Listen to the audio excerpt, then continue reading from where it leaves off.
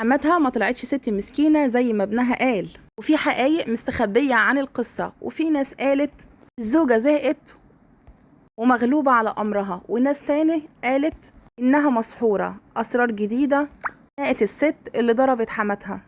ناس الفترة اللي فاتت ما كانش وراها غير الزوجة الظالمة اللي ظلمت حماتها وضربتها بالشبشب، لدرجة ان هي كانت هتضرب حماتها بلوح خشب. كان في كلام كتير واحداث كتيرة وموضوعات كتيرة. قبل ما نبدأ الفيديو ما تنسوش كده باللايك والشير والاشتراك في القناة وتفعيل الجرس بالكل عشان يوصل لكم كل جديد. وتعالوا نكمل الفيديو.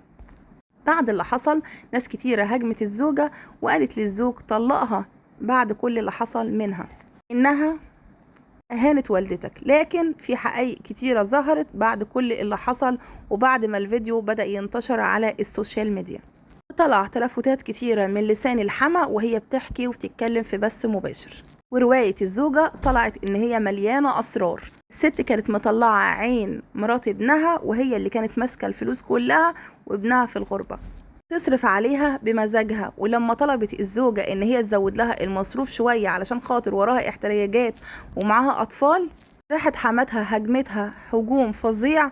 راح حصل اللي حصل واللي حضراتكم شفتوه في الفيديو.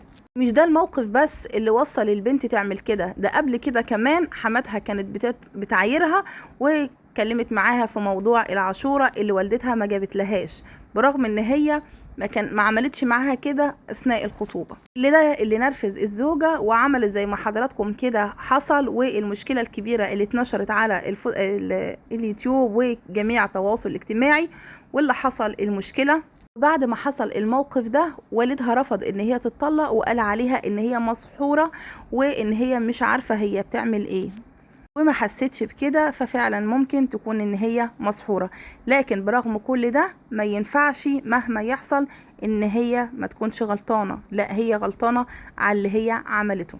وبعد ده كله الحمد لله تم تدخل المحامية بعد الموضوع ما وصل للقضاء، ودلوقتي في منتظرين القعدة العرفية، وده كله للحسبان للطفلة الصغيرة اللي هي المفروض ان هي مريضة والأم هي اللي شايلاها وشايلة مسؤوليتها.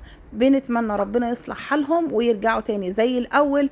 وعايزة أقول لحضراتكم ده كمان درس إن مش كل حاجة تنتشر على السوشيال ميديا، وإن الأم أو إن الحما تتقي الله في مرات ابنها وتعرف إن هي بنت ناس وكمان لها حقوق، وإن كل واحدة تتقي الله في حماتها وتعرف إن دي في مقام أمها مهما يحصل ومهما الأسباب، ففي حلول كتيرة جدا. ما ينفعش إن احنا كنا نعمل حاجة زي كده. زهقتي من حماتك خلاص ما بقيتيش قادره تستحملي، يا تبعدي عنها يا اما تطلبي الطلاق، يا اما تروحي كمان تقعدي في بيت اهلك لحد ما زوجك يجي من السفر. وده كان فيديو النهارده، اتمنى يكون عجب حضراتكم. منتظره تعليقاتكم تحت الفيديو. هل البنت هي المخطئه برغم ممكن يكون في عندها كوارث مداريه احنا ما نعرفهاش، ولا الام هي ولا الحما هي اللي غلطانه؟ وايه رايكم في تصرف الاب اللي هو ابو البنت وكمان تصرف الزوجه؟ منتظره تعليقات حضراتكم تحت الفيديو، واقول لكم شكرا لحسن استماعكم. مع السلامه.